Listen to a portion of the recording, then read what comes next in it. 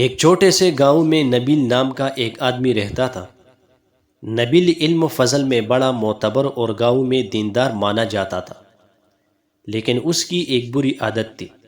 وہ دوسروں کے گناہوں کو دنیا کے سامنے لانا پسند کرتا تھا۔ اسے لگتا تھا کہ وہ صرف لوگوں کو سکھا رہا ہے، مگر حقیقت میں اس کی زبان سے بہت سے دل زخمی ہو رہے تھے، اور گاؤں میں چھوٹے چھوٹے فتنوں کا آغاز ہو رہا تھا۔ گاؤں میں ایک دن حضرت حکیم صاحب نام کے بزرگ عالم آئے۔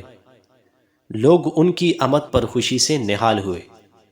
نبیل بھی ان سے ملنے گیا اور بڑے فخر سے بولا، استاد جی، میں چاہتا ہوں کہ میں لوگوں کے گناہوں کو سب کے سامنے لا کر انہیں سبق سکھاؤں۔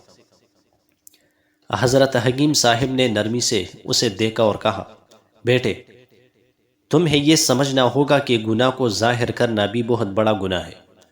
اللہ تعالیٰ نے قرآن میں فرمایا ہے، ترجمہ، یعنی اچائی یا برائی کا بے جا اظہار نہ کرو۔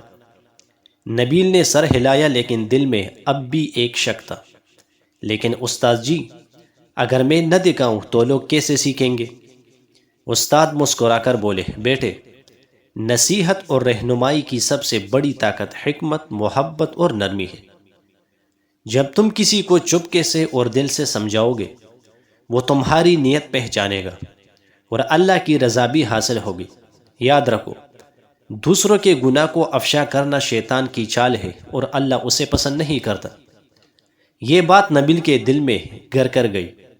اس رات اس نے اللہ تعالیٰ سے سچی توبہ کی اور عہد کیا کہ اب وہ کبھی کسی کے گناہ کو دنیا کے سامنے نہیں لائے گا، بلکہ نصیحت، حکمت اور محبت سے کرے گا۔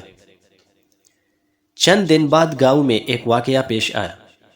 ایک نوجوان لڑکے نے چوری کی۔ نبیل کے دل میں پہلی بار پرانی عادت آئی کہ سب کے سامنے اس کا قصور بیان کرے، لیکن فوراً استاد کی نصیحت یاد آ گئی۔ اس نے لڑکے کو محبت سے بلا کر سمجھایا۔ لڑکا شرمندہ ہوا اور اللہ سے معافی مانگی اور اپنا غلط عمل چھوڑ دیا۔ نبیل نے پہلی بار حقیقی سکون محسوس کیا۔ کچھ ماہ بعد گاؤں کے بزرگ شخص حاجی صدیق نے غلطی سے کسی کی زمین پر کھیتی کر دی۔ گاؤں کے کچھ لوگ اس کا مذاق اڑانے لگے۔ نبیل نے خود پر قابو پایا اور استاد کی نصیحت کے مطابق حاجی صدیق کے پاس جا کر نرمی سے صورتحال حل کی۔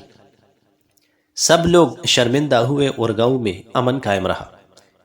نبیل کے اس بدلتے رویے کو دیکھ کر دوسرے لوگ بھی سیکھنے لگے کہ دوسروں کے گناہ کو افشا کرنا باعث فساد ہے اور اصلاح نرمی، حکمت اور محبت سے کی جاتی ہے۔ نبیل اب گاؤں کا سب سے معزز شخص بن گیا، لیکن اس کی شہرت اللہ کے خوف اور اخلاق کی بنیاد پر تھی۔ سبق آموز نکات: دوسروں کے گناہ کو ظاہر کرنا، چاہے نیت اچھی ہو، اللہ کے نزدیک بہت بڑا گناہ ہے۔ نصیحت اور اصلاح محبت، نرمی اور حکمت کے ساتھ ہونی چاہیے۔ گناہ چھپانا اور چپکے سے نصیحت کرنا عبادت اور تقوی کی علامت ہے۔ اللہ کی رضا حاصل کرنے کے لیے کردار کی اصلاح سب سے بڑی کامیابی ہے۔